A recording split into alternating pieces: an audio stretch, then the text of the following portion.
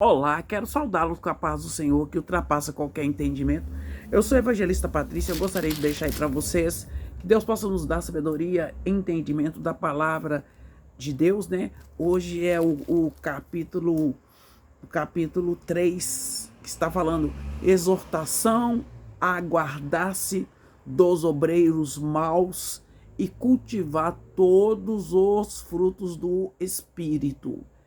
E aí Paulo começa assim, olha, resta, irmãos meus, que alegrai-vos no Senhor. Não me aborreço de escrever-vos a mesma coisa. E é segurança. Então fazer revisão daquilo que ele já ensinou, ele está falando de novo, alegrai-vos no Senhor, outra vez alegrai-vos. E ele fala que não aborrece de escrever novamente. Ele falou assim, ó, guardai-vos dos cães, guardai-vos dos maus obreiros, guardai-vos da circuncisão. Aqui é um jeito dele estar chamando as pessoas que estão pregando o evangelho diferente do que ele estava pregando, quando fala assim, guardai-vos dos cães. Porque antigamente cães era considerado animais selvagens, tá? E tá falando, guardai dos maus obreiros, aquelas pessoas que não se dedicam totalmente a estar pregando o verdadeiro evangelho, genuíno e pleno, né? E ele falou também para guardar da circuncisão, porque as pessoas estavam. Tinha gente querendo obrigar os não-judeus que estavam confessando Jesus como Salvador a circuncidar, como se diz, falando para eles que se eles não se circuncidassem, eles não iam ser salvos. É a mesma coisa de um pastor chegar e falar assim, se você não nós precisamos realmente ajudar na obra, sabe? Mas a pessoa chegar, um pastor falar assim, se você não for dizimista, não vai entrar no reino do céu, você vai para o inferno. Isso aí nós sabemos que é heresia, né? A pessoa, ela contribui de acordo com o amor que ela tem pela obra. Não é porque ela vai para o inferno, não. Porque quem nos garante vida eterna não é o dízimo, não. É Jesus. E aqui está falando assim, ó, porque a circuncisão somos nós que servimos a Deus no Espírito e nos gloriamos em Jesus Cristo e não confiamos na carne. Porque Deus, ele quer circuncidar o nosso coração. E aqui no capítulo 3, está nos dizendo o seguinte, Paulo adverte severamente os judaizantes que insistiam com a circuncisão. Paulo chamou eles até de cães, os quais ensinavam que para a salvação era necessário a observância à lei e tentavam incessantemente sabotar o seu evangelho de livre da graça. Eles falavam assim, não, para ser salvo tem que ser circuncidado. Eu já vi pastores pregando também que para ser salvo tem que ser dizimista. Gente, eu não aguento essas heresias, não. Então, lê Bíblia que ninguém vai enganar vocês. Aí, gente, ele também fala assim, olha, a palavra circuncisão, do versículo 2, guardai-vos da circuncisão, no finalzinho do verso 2, é uma paródia. Os legalistas ensinaram a necessidade da circuncisão, mas, na verdade, é um ritual físico sem justiça no coração. Não, um ritual físico sem justiça no coração não é nada, porque Deus, ele quer circuncidar o nosso coração, tá bom? E aqui, e também é uma mutilação da carne sem valor. Existem pessoas que precisam realmente fazer, né? Existem homens, né, que precisam de fazer. Circuncisão naquela época, antes da graça, era só para os homens. Tem país aí que circuncisam as mulheres. Eles mutilam as mulheres, né? Coitadas das mulheres. E no verso 3, o verdadeiro sinal de um relacionamento com Deus não é a observância de um ritual externo, mas uma manifestação das três características mencionadas. Servimos a Deus no Espírito e não se refere apenas a uma pessoa estar viva no espírito e, portanto, qualificada para o louvor vivo, mas também inclui a capacitação do Espírito Santo em expressão de louvor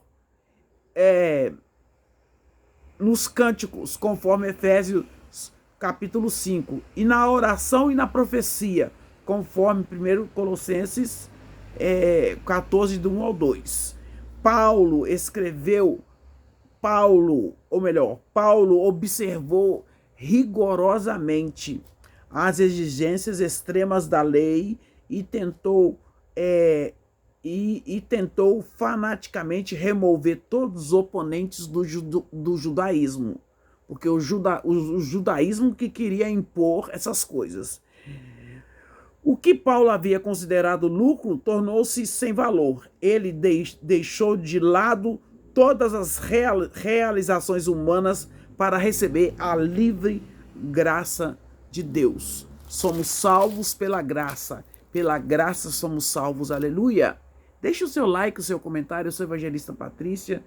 Vamos estar aí, concluindo, lendo aí o livro de Filipenses. E aqui está assim, ó. E na verdade, tenho também por perda todas as coisas pela excelência do conhecimento de Cristo Jesus, meu Senhor, pelo qual sofri a perda de todas essas coisas e as considero como esterco para que possa ganhar a Cristo. Esterco quer dizer cocô de animal, que é colocado nas plantações para elas terem um bom crescimento. E seja achado nele, não tendo a minha justiça, que vem da lei, mas a que vem pela fé em Cristo, a saber, a justiça que vem de Deus é pela fé, aleluia. Então no verso 8 aqui, quando está escrito, ó, e na verdade também tenho por perda todas as coisas pela excelência do conhecimento de Cristo Jesus, meu Senhor, pelo qual sofri a perda de todas essas coisas e as considero como esterco para possa ganhar a Cristo. O 3:8. O conhecimento de Cristo que Paulo tinha não envolve simplesmente uma apreensão intelectual, mas sim um conhecimento empírico resultante de sua comunhão pessoal com o modo de viver. O modo de viver era como esterco, algo para se atirar em cães. Eles usavam também para acender fogo, Os cães eram animais ferozes antigamente, não eram animais domesticados igual hoje, Tem cães que vivem melhor, que são tratados melhores que uma pessoa.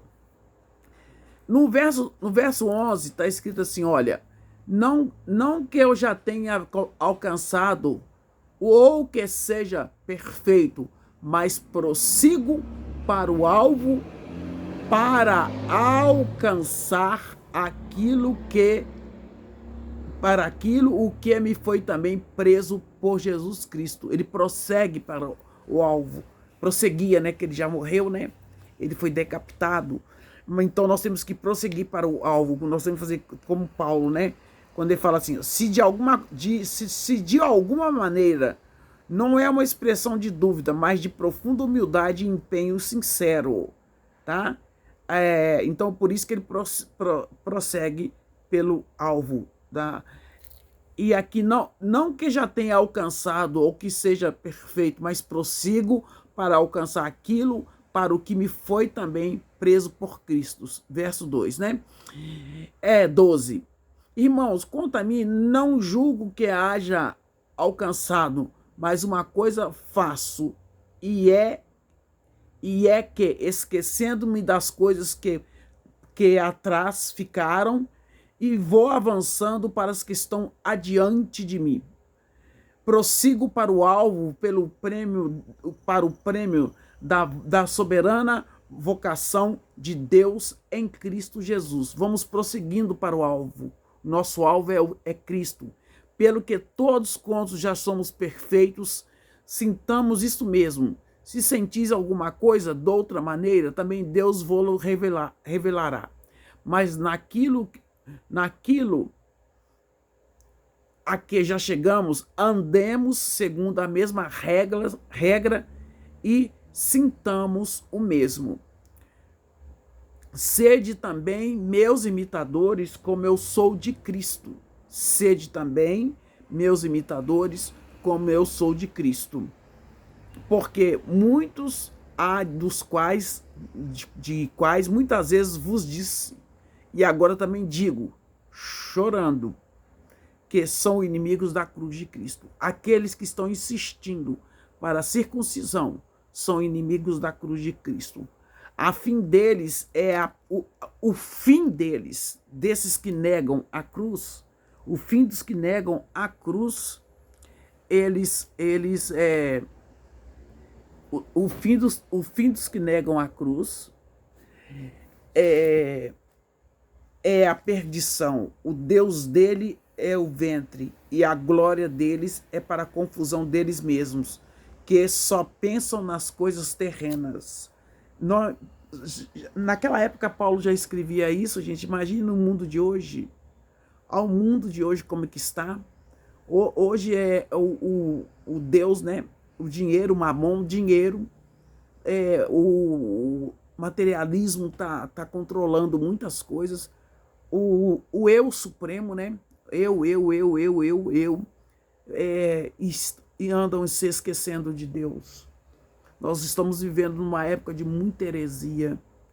Nós estamos vivendo, cada dia que passa, a maldade humana está se multiplicando no mundo. E aqui ele está falando, sede, é o 3,17. Será que nós temos coragem de falar isso? Sede meus imitadores, como eu sou de Cristo. Segundo o exemplo, sede também meus imitadores, irmãos, tende cuidado, segundo o exemplo que tendes em nós, pelos os que assim andam. Porque muitos há dos quais muitas vezes vos disse, e agora também digo, chorando, que são inimigos da cruz. O fim deles é a perdição, o Deus deles é o ventre, e a glória deles é para a confusão deles mesmos, que só pensam nas coisas terrenas. Gente, morreu não leva nada. Não leva nada. E andamos esquecendo da cruz. Andamos esquecendo da graça. A graça. Precisamos da graça. Mas a nossa cidade não está aqui na terra. A nossa pátria não está aqui. A nossa pátria está nos céus, de onde também esperamos o Senhor Jesus, o nosso Salvador, que transformará o nosso corpo abatido para ser conforme o seu corpo glorioso, segundo o seu eficaz poder de sujeitar também todas as coisas. Que coisa maravilhosa, né, gente? Então aqui Paulo encerra o capítulo 3 falando, Paulo mais uma vez relembra seus eleitores que, embora eles possam ser cidadãos de Roma, eles têm uma cidadania maior e realmente são aqui na terra. Paulo lembra para eles que eles são estrangeiros na terra. E eu faço a mesma, eu lembro também para vocês, para mim também, que nós não somos deste mundo. Nós não somos deste mundo. Nós somos estrangeiros nessa terra. Haja como se não fosse desse mundo. Em nome de Jesus. E aqui também está falando assim, né? Paulo apela... Não, isso aqui já é outra. Paulo relembra que somos cidadãos dos céus. Depois eu vou entrar na outra parte. Este é o capítulo 3 que está falando, né? Paulo exorta a guardar, evitar os obreiros maus e cultivar o fruto do Espírito. Quais são os frutos do Espírito? Amor, bondade, paciência, né? Deixe seu like, deixe seu comentário. Eu sou a Evangelista Patrícia. Deus abençoe.